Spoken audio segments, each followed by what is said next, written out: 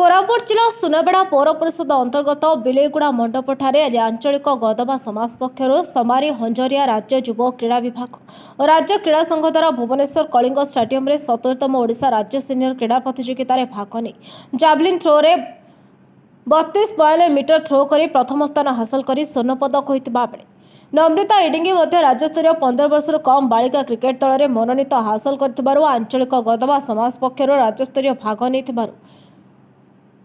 गदबा समाज उत्साहित हो भव्य संबर्धना जणाइछन्ति। जिला सभापति झालिया पामिया आंचलिक गदबा समाज सभापति सानिया हंचरिया चारांकोल पंचायत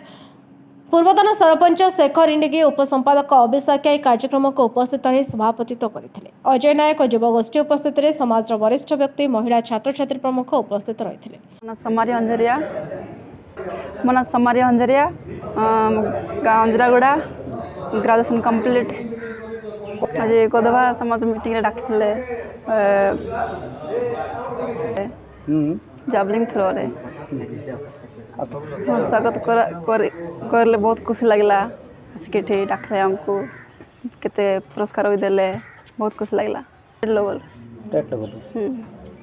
मो ना अछि नम्रता एडिंग आज गदमा समाज रे हमर माने समर्थन करबा पई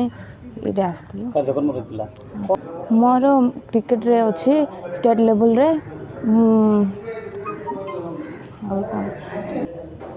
बॉलिंग रे मो 5 टीम रे कली आउ मोर 15 विकेट रही हाँ हाँ मु तो बहुत खुशी अच्छी हाँ हाँ मु माने बहुत खुशी अच्छी जो मोर माने एते समर्पण एटा कले तो मु आग को जीवा पई चेष्टा करिए। नाम होची झालिया पामिया गदबा समाज विकास परिषद कोरापुट सभापति तरफर एटा गर्व एवं गौरवर विषय जेहेतु आम गादवा जातिर दुईटी झील गोटे झील आमर क्रिकेट खेल में तार पारंगमता देखी तार ना होची नम्रता इडिंग आ द्वितीय झील होची आमर से बर्तमान आमर भुवनेश्वर कलिंग स्टेडियम रे प्रतियोगिता करी जावलिन थ्रो रे से स्वर्ण पदक विजयिनी होती सेटा आमर गादवा जातिर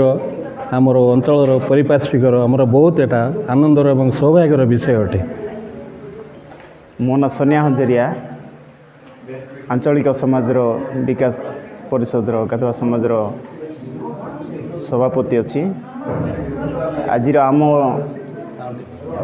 मूल उद्देश्य थिला आमर हंजारिया गुड़ार दुईटी भौणी जो कि नम्रता एडिंग आमर जावलिन थ्रो रे 32 foot by 32 metre javelin throw रे राज्य स्तर रे खेलिक आम जिला को गौरव आनी एवं द्वितीय भौणीटे अच्छी आमर समारी हंजरिया क्रिकेट रे से राज्य स्तर लेवल रे जाइछि जा हो आमर गादवा समाज थ्रो बहुत खुशी एवं आनंदर लगिला जो एसटीजीआर जाइए आम राज्य स्तर रे खेली पार्ची से बोले आम बहुत खुशी जा कोरापुट जिला राज्य स्तर भी ना रखिला सुनाम अर्जन कर गोल्ड मेडल पाइबाटा भी बहुत कठिन परिश्रम करा पड़ो जहाँ हूँ छोट छोट झील मैंने भी एत ऊपर लेवल को जाइए आमको बहुत खुशी लगला। सुनाबेड़ारू दिलीप खरांका रिपोर्ट बहुजन मीडिया।